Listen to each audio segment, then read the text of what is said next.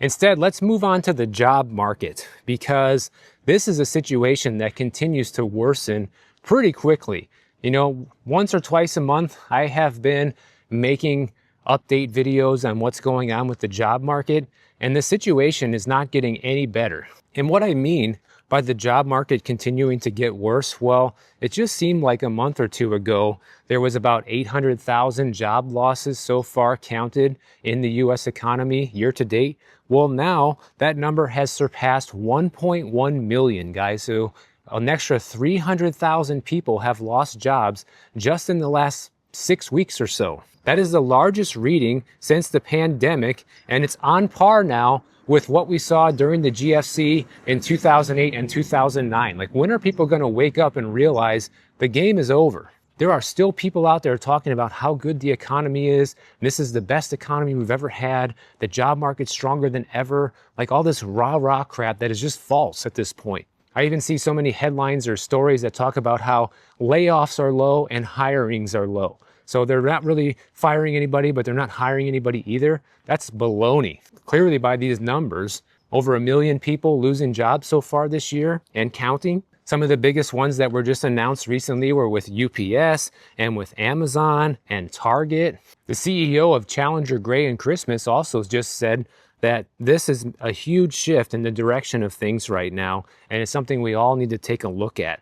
And just look at this chart right here that shows you how many jobs were lost in any given year, going back to even before the year 2000. What do you notice? Obviously, this is the highest amount since the pandemic, which doesn't really count, because if you think about what went down then, you can't compare it to now. But when you exclude that, it hasn't been this bad since going back to 2008, and before that, it wasn't this bad since going back to like 2001 or so. So this is really bad. The most recent layoffs have been concentrated in jobs like technology, retail, service, and warehousing jobs. And I'm surprised about the retail one because retail, hospitality, and the medical field have been some of the strongest job creators over the past year. Employers announced 153,000 job cuts just last month in October, which is a 183% increase from the month before, marking the worst October for layoffs since 2003, even predating the GFC. This whole notion that we had labor hoarding, companies hanging on to people that they hired during the pandemic because it was so difficult to get people and they figured they'll just take the loss on keeping them employed. Well, that's kind of over now, as we see with this massive amount of job loss that's been happening. These companies have realized if they want to remain profitable, or if they want to see their profits or share prices go up, they have no choice but to get rid of people now. But everybody just talks about the unemployment rate. Well, the unemployment rate's still at 4.3%, which is relatively low, so we shouldn't worry about it. Okay, whatever you say. We should just rely on all those government figures and not even give it a second thought or use our brains to try to interpret what's going on. That's not necessary. Even though we have the most amount of layoffs happening since 2003, who cares? Since we're not getting any of the government jobs numbers either, the ADP payroll just came out this week and showed that private companies have added 42,000 jobs in October, which is not bad considering we had 2 months that were negative. So really, they're just kind of catching up and creating the jobs that were actually lost, which is kind of a net zero. When you look at the amount of jobs created versus lost, in essence, there were no jobs created over the past few months, not even in the private sector. I almost forgot to tell you guys, I'm walking on South Ridge West and East here in Tiburon today. So because the job market is so bad right now, this is the excuse that the Fed is using to cut interest rates. They say they're shifting their focus away from inflation and are more worried about the job market because of all the new developments taking place right now and just how many jobs are being lost. And it is a legitimate concern, but so is inflation, right? Like, who cares if you have a job if you can't afford to buy anything with the money you make? So it is just real impossible situation that they've created for themselves. A quote from Jerome Powell at the latest meeting, he said, "You see a significant number of companies either announcing that they are not going to be doing much hiring or actually doing layoffs.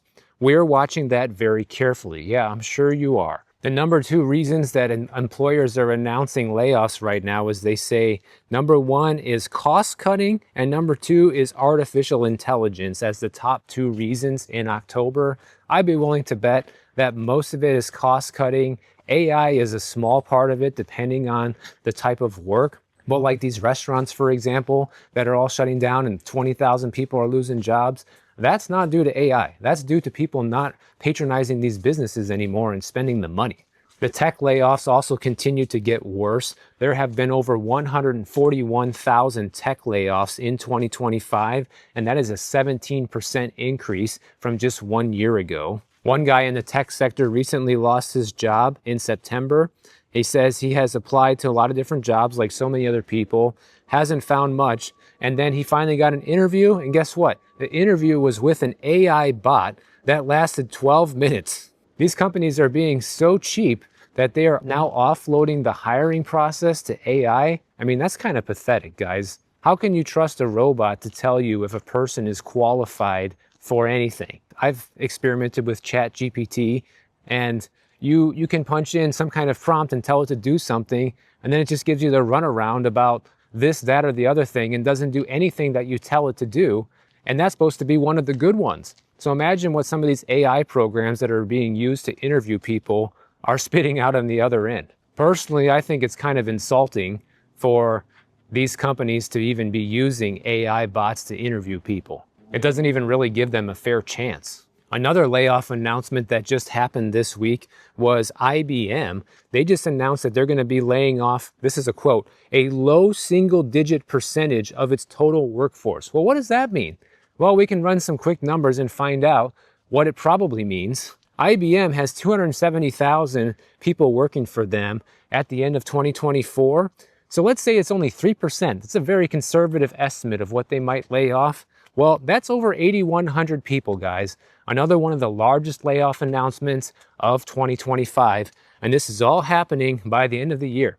So the year's almost over, in case you don't notice. So these people are all going to be out of work in a couple months.